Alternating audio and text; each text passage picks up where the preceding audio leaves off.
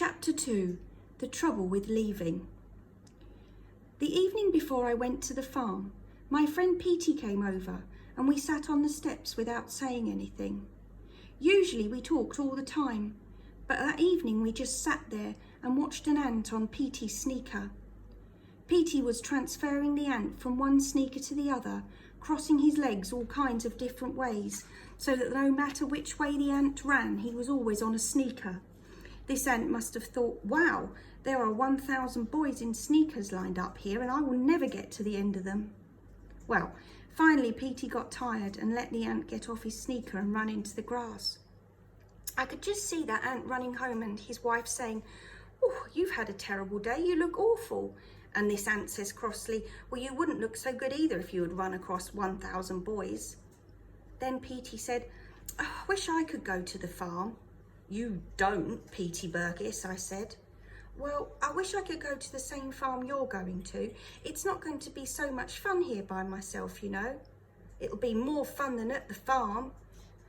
"I guess I saw this TV show about a farm one time," Petey said, "and this city kid comes to the farm for a visit and gets lost." "So what happened?" "Well, fortunately for this city kid, Lassie lived on this farm, so somebody said, 'Go find him, Lassie, go find the little lost city kid.'" "And did she find him?" "Well, I turned to something else myself, but I think it's pretty safe guess that she did." We sat in silence for a few minutes and then I said, "I'll probably get lost on the farm." "Yep, you probably will. Only there won't be any Lassie dog to come and find me." "Yeah, but there'll probably be some other kind of animal, like a really smart horse." "Or a cow," I said disgustedly.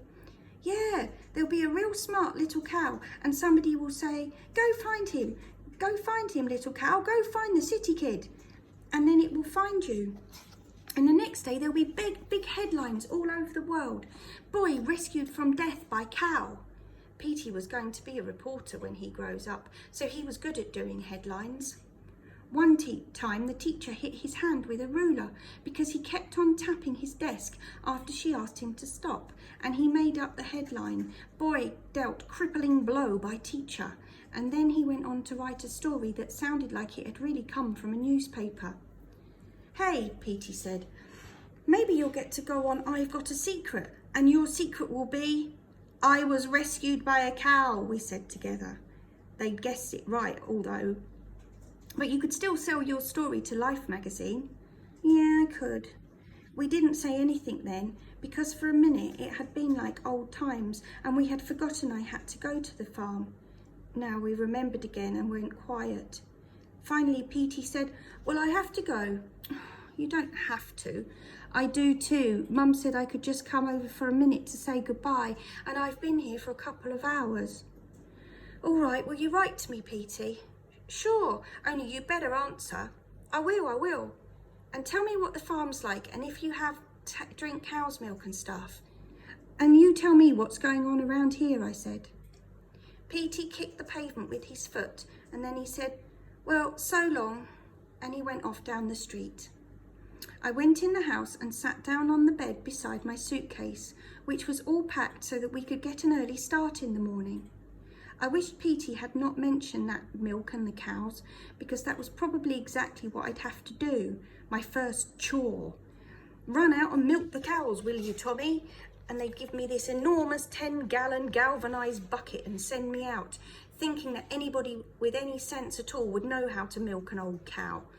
And I would walk down to the barn real slow, and this very beautiful cowboy's voice would start singing like in the movies when the cowboy hero is walking into town to meet his doom. And this cowboy's voice would describe all the awful things that were going to happen to me, and the camera would show me walking to the barn with the enormous 10-gallon galvanised bucket hitting me on the leg.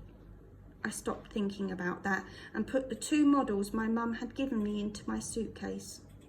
It was surprising that my mum, who was smart enough to teach school, could not pick out a decent model. One of these was a race car, which had about 6 pieces, and I had done the same one when I was in 1st grade. The other was a horse model, which had to be painted, and I didn't like painting. I got undressed and into bed. I had not bothered to take my suitcase off the bed, and my legs were real tight and cramped under the covers. Downstairs, my mum said, "I still can't believe it." She'd been saying this in a very happy and excited way all week. Then my dad said something I couldn't hear, and she said, "I know, but I still can't believe it." I, lying upstairs with a 10-ton suitcase against my leg, found it very easy to believe. To pass the time, I began to count all the things I was going to miss by going to the farm. For one, some hornets had started building a nest on the shutter outside Petey's window, and he was making a special invention so he could spy on the inside of the hornet's nest in complete safety.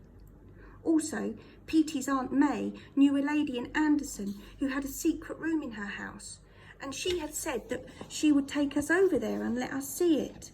Only we had to go this summer because they were going to tear the house down to make a new car park. What I was going to miss most, though, were just about everyday things that weren't planned at all. Like one time, Petey and I found this awful looking doll's head, and Petey pretended to throw it away. Only when I got ready for bed that night and turned down the covers, there was this Barbie doll's head on my pillow staring up at me. So then, without saying a word, I took the Barbie doll's head and secretly hid it in Pete's underwear drawer. Then he hung it on a string in my wardrobe so that it hit me in the face when I opened the door. And in all the weeks we were hiding that Barbie's head, we never once mentioned it to each other. That's the kind of fun that doesn't sound like much when you tell it, but I would miss it on the farm.